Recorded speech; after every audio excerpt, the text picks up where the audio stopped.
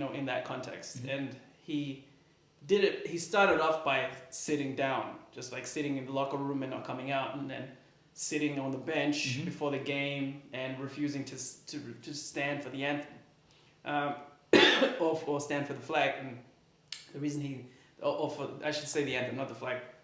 I'm mixing my terminology here, but he did it for a very specific reason. It wasn't to trash America as a whole, or to trash the system, or to trash the government specifically. He was doing it to end exactly what we were discussing in the last create awareness as well. Exactly, build awareness around it, and some people started to get offended by it, of course, as usual. So he did the right thing. So what were they offended about? They were offended because he didn't stand for the anthem, and what people thought about that was it was a statement against the armed forces. Sure. That was again solely like that didn't come out of nowhere, but people just think people have died to protect that flag, and you're not gonna this anthem, and you're not gonna stand for it. My understanding is that he asked someone in the armed forces. Yes. So this is what I was about to get to. Please explain. So he actually talked to Nate Boyer, who is also an NFL player, and he asked him, "What do you think? What do you think the best thing to do would be? How can we do this? I'm not trying to protest against." So this gentleman was in the. Nate Boyer is in the NFL, and he used to be a Green Beret. Okay. Yeah, and Nate Boyer actually he actually provided some really great advice. He told him that soldiers take a knee in front of fallen brothers' graves, so to show respect. Absolutely, yeah. Right? Yeah. And Nate Boyer suggested that that's what he should do. So Colin Kaepernick started kneeling, right?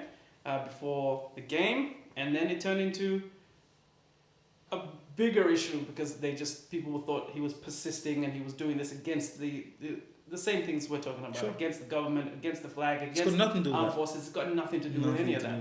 Even the armed forces understood what he was saying and what he was trying to protest. He spoke to several people within the armed forces. It wasn't just Nate Boyer. Sure. And they advised him correctly, and they told him to continue his protests, but Americans clearly got pissed off about it. So he basically didn't just do it out of his own, go, you know what, I'm going to kneel. Initially he did. Okay. What he was doing initially, he didn't ask advice for, so just sitting down. Okay, sitting down. Sure. Right? Sure. But the kneeling... The sitting down isn't an issue, is it? No. The kneeling is the issue. Right. And so that's what I'm saying. So he didn't say, I'm just going to kneel. Yep. He asked experts. Correct. He asked people who have been in the armed forces. Sure. And are in the armed forces. Sure. And they thought that was suitable. The appropriate way to go about it. It was the appropriate and suitable way to do this. Now, this national anthem, the third verse, isn't the third verse apparently, terrible. I can't remember exactly what it is, but it's extremely racist if you hear it, either third or fourth verse, something like that. That's why they cut those parts out. Sure. And plus, you don't want to sit for 5 minutes, reciting. Who wants to stand there and sing all the verses? But yeah, look, at the end of the day, that's what he did. There was a big hoopla, and it got really bad where the whole NFL collectively basically barred him from the sport. Right, barred him. Basically, he couldn't get a job after his last season in San Francisco, despite the fact that he took them to an NFL championship, and after that he still took them to the NFC championship the following year. Yeah. So not many QBs can say that they've done that. Very, very few. Was his contract up? His contract was up, but then they just didn't renew it, and no other team would take him. No other team would take him. Is and was he good enough? Yes. Okay. Even now in his advanced age, because quarterbacks don't take on as much abuse and whatever in comparison to other violence. Yes. Let me just say, because it really is violence. Yeah. They don't have to deal with it. He can still play, and I think he's better than a majority of the players out there. Yep. Yeah. Like just in terms of his football nous, in terms of his experience. So they're making an scapegoat out of him. Basically, and it was genuine collusion against it. All the owners collectively decided he's not going to. All of them. Wow. And he didn't. So other things happened. He sued the NFL. They settled out of court. Oh, did they? Okay. So he did get a settlement. I don't know how much. No one knows how much. No one knows. So if you settle out of court, then you're not going to play then. Isn't that how it works? You settled. He settled, but teams are interested now. Because of everything that's happened, there are some teams that might be really taking him on. Yeah, after all this. Shut up. Yeah. So he could be back in the NFL. Isn't it a bit weird that he took a knee, a policeman takes a knee on the black man's head? Right? Such a weird thing. It's such a weird It's thing. crazy. Let's not even get into that. My mind is going to blow up. Yeah. That's like, Far out, man. I didn't even think of that. The How weird is that? Yeah, I need a drink.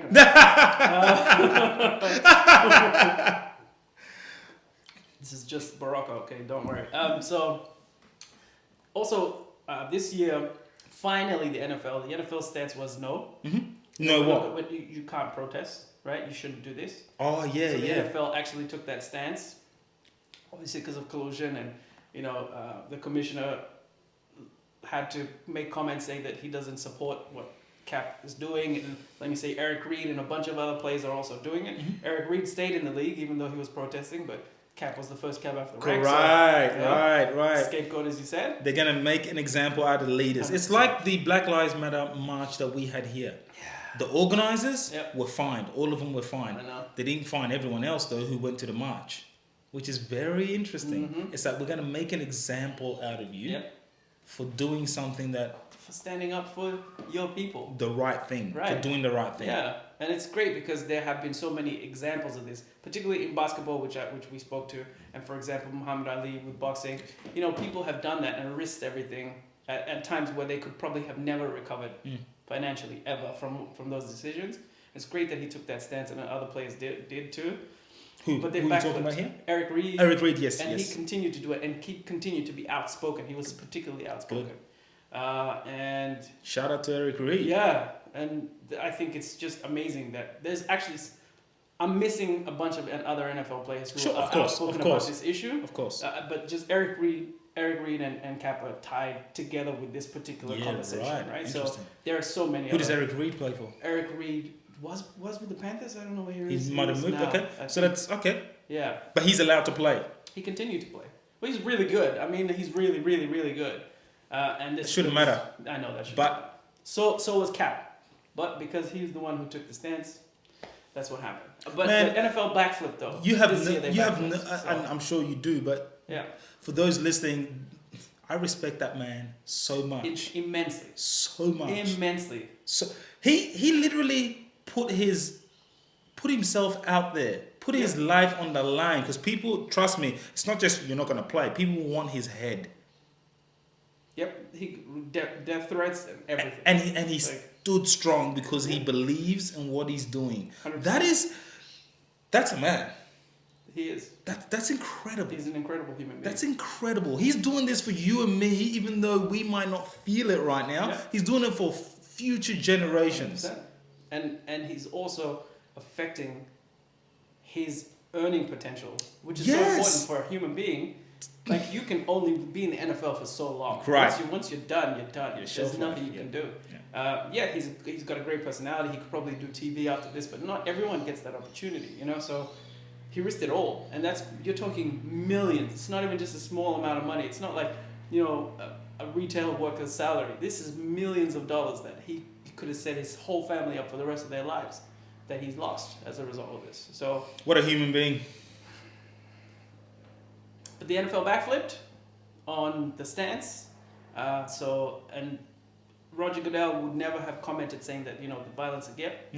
So I think we're moving in the right direction with this conversation. And I think it's awesome that he did this. He had to. And everyone supported him. He didn't have to. I take it back, but he did the right thing. 100%. And the good thing is there's so many, with this particular conversation, there are a lot of people who are on the right side of history here. Yeah. I would say. Yeah. More so than the other side. Oh, yeah. So, I think it's great. When Nike came out and supported and people were burning their Nikes and some dude burnt his Nike while he was wearing the shoes. What an idiot. Oh man, and those shoes are so expensive. Dude. Nikes have never been... Dude. I saw some people on YouTube kind of burning their shoes, but they were burning old ones. I was like, yeah, you're not gonna buy you're not gonna burn the one that you bought yesterday, are you? Nice one. Nice try, buddy. Nice try. But yeah, man, I think that's something that I thought I'd discuss. And NFL season's starting soon, so it's gonna start in September, and that's why I thought I discussed it about my excitement for the season to begin. But also, when does it start? September, I Okay. think, early September, and then will end in Jan. But yeah, so I'm excited about it, and I'm happy now that the NFL is on our side in terms of this conversation. I hope that this will change things from a structural standpoint. Maybe, hopefully, in future, more black owners, more black coaches, more black general managers, and this has gone too serious. But I just thought that this is really important, and the conversation is going in the right direction. So this is positive. This is great. Like, Yeah. I think this is it's a societal issue as well. Yeah. And the sooner we kind of tackle these things, the better, because it ain't going anywhere. No. These issues are going to be there as long as we are, interacting with each other. 100%. It's going to be there, so we might as well, I call it eating the frog, which is you do the most disgusting thing first. Get on with it. Right, Don't leave it till later. Yeah. Because later never comes. Tomorrow never comes, as right. they say. Do it now. Yep. Get on with it. That's how I kind of live life, by the way. If I have to clean the house and do have fun and do other, I will clean the house. The most disgusting thing. Knock it out. Knock it out. Yeah. Knock it out. I know other people are the other way around, but I like to knock it out. Yeah.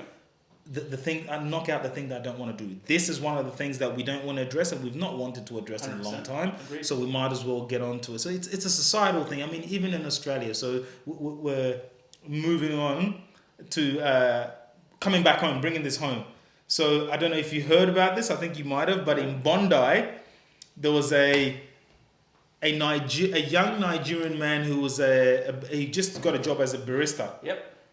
And he got fired soon after he got the job because some of the customers were not happy that It's coffee.